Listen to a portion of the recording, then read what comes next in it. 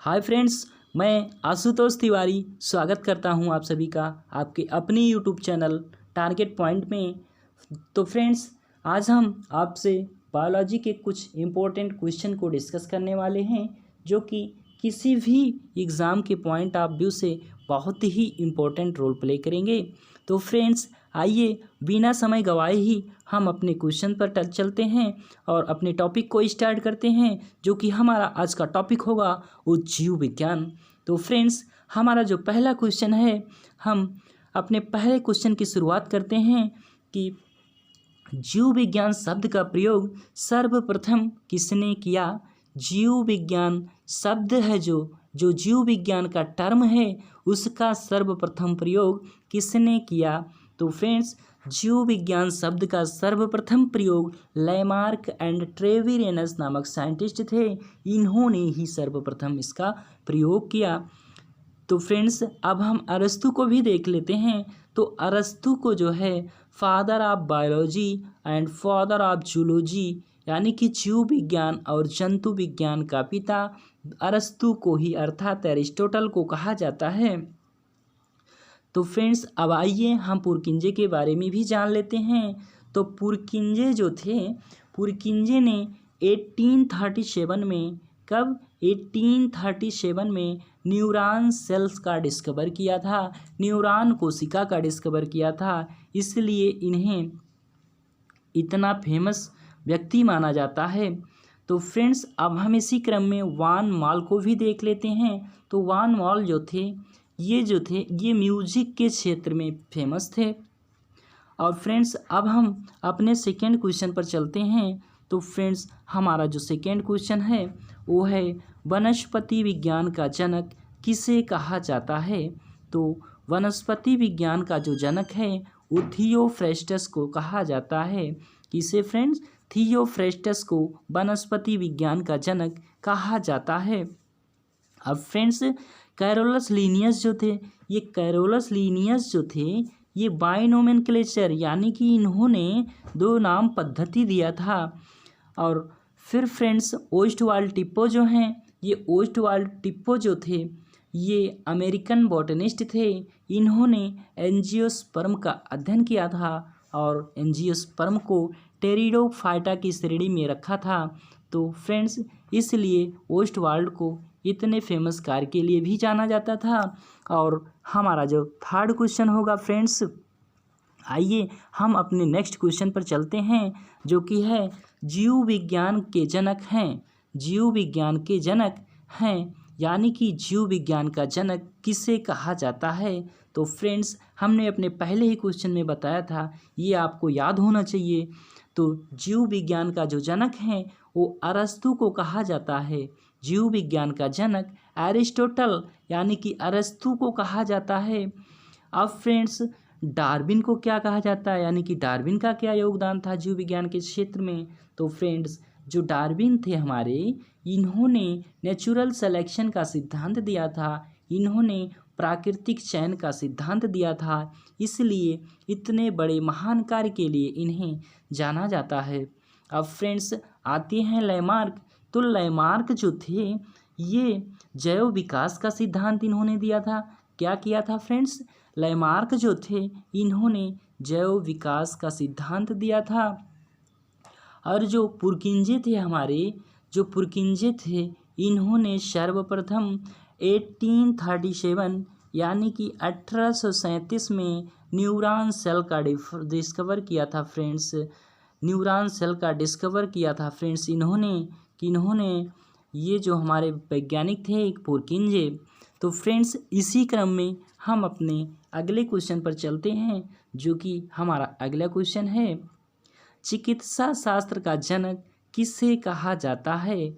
यानी कि जो चिकित्सा शास्त्र के जनक हैं वो फ्रेंड्स, जो चिकित्सा शास्त्र के जनक हैं वो हिप्पोक्रेट्स को कहा जाता है। और फ्रेंड्स, लैमार्क को तो हम देख ही चुके कि इन्होंने जैव विकास का सिद्धांत दिया था। और फिर हम आते हैं अपने थर्ड ऑप्शन पर, यानी कि जो मेंडल हैं, मेंडल के बारे में हम जानते हैं।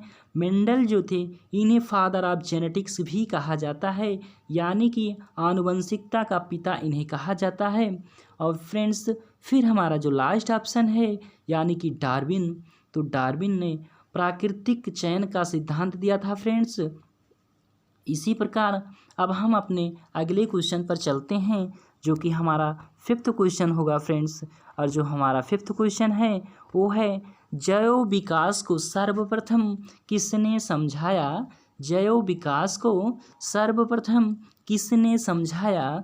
तो फ्रेंड्स ये क्वेश्चंस भी हम आगे आपको बता चुके हैं डिस्क्रिप्शन में। तो जैव विकास का जो सिद्धांत है उसे सर्वप्रथम लैमार्क नामक साइंटिस्ट ने सुझाया था। तो किसने सुझाया था फ्रेंड्स, तो ये लैमार्क ने सुझाया था। और फिर हम बात करते हैं न्यूटन की, जो कि हमारा फर्स्ट ऑप्शन है। तो फ्रेंड्स न्यूटन को फादर ऑफ फिजिक्स भी कहा जाता है, यानी कि न्यूटन को भौतिक विज्ञान का जनक कहा जाता है।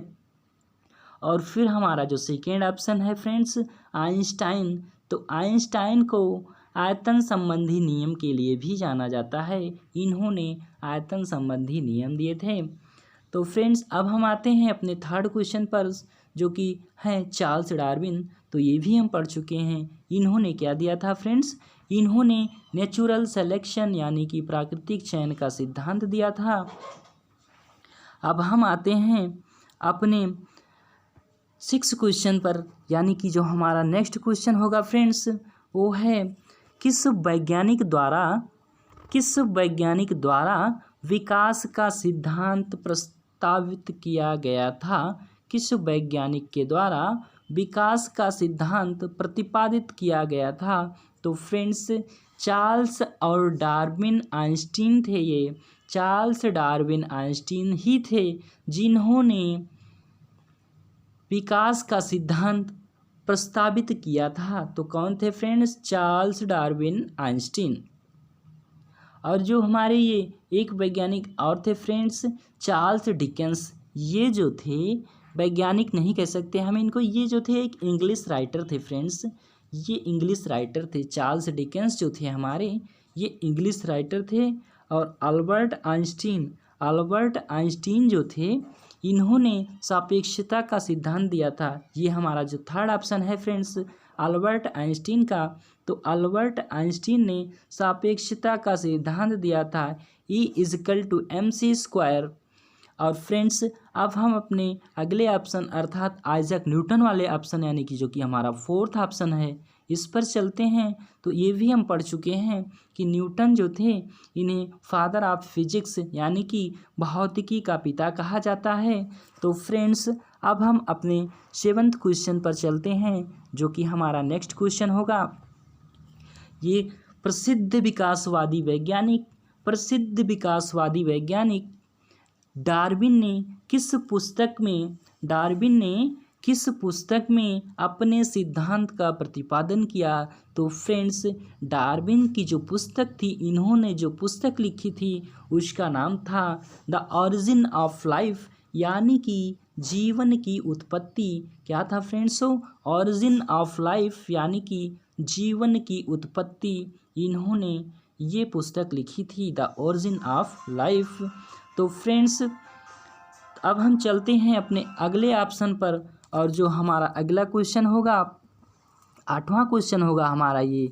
और ये क्वेश्चन है फ्रेंड्स योग्यतम की उत्तरजीविता के सिद्धांत का प्रतिपादन किसने किया था। योग्यतम की उत्तरजीविता के सिद्धांत का प्रतिपादन किसने किया था। तो फ्रेंड्स ये भी हमारे डार्विन नामक साइंटिस्ट ने ही दिया था। और फ्रेंड्स हमारा जो पहला क्वेश्चन यानी कि लैमार्क, हम इसे तो बता ही चुके हैं कि जैव विकास का सिद्धांत दिया था इन्होंने। और फिर जो हमारा थर्ड ऑप्शन यानी कि जो हुगो डी ब्रिज हैं इनके बारे में अब हम थोड़ा जान लेते हैं कि हुगो डी ब्रिज जो थे ये जो है फादर ऑफ म्यूटेशन कहे जाते थे। इन्हें उत्परिवर्तन का पिता कहा जाता था क्योंकि ये जो थे उत्परिवर्तन का सिद्धांत दिए थे। और इसी क्रम में फ्रेंड्स अब हम लास्ट ऑप्शन यानी कि जो हमारा फोर्थ ऑप्शन है उस पर हम चलते हैं और देखते हैं कि पाश्चर ने क्या किया था। तो फ्रेंड्स जो पाश्चर थे, पाश्चर ने जो है माइक्रोबायोलॉजी के क्षेत्र में कार्य किया था। इन्होंने माइक्रोबायोलॉजी के क्षेत्र में कार्य किया था और इन्होंने पाश्चराइजेशन नामक थियरी दी थी। तो फ्रेंड्स इसलिए पाश्चर यहाँ फेमस थे। और फ्रेंड्स अब हम चलते हैं अपने अगले क्वेश्चन पर, जो कि हमारा 9th क्वेश्चन होगा, यानी कि 9 नंबर का क्वेश्चन जो हमारा होगा वो अगला क्वेश्चन है, एक्सोबायोलॉजी किससे संबंधित है। एक्सोबायोलॉजी किससे संबंधित है। तो फ्रेंड्स जैसा कि नाम से ही स्पष्ट है, एक्सोबायोलॉजी यानी कि बाह्य अंतरिक्ष में जीवन, बाह्य अंतरिक्ष में जीवन से संबंधित है एक्सोबायोलॉजी। एक्सोबायोलॉजी बाह्य अंतरिक्ष में जीवन से संबंधित है। तो फ्रेंड्स अब हम जो है इसी क्रम में अगले क्वेश्चन पर चलते हैं, जो कि हमारा अगला क्वेश्चन होगा वो है 10th नंबर का क्वेश्चन, यानी कि जो हमारा 10वां क्वेश्चन है वो है जीवधारियों के वर्गीकरण के अध्ययन को कहा जाता है।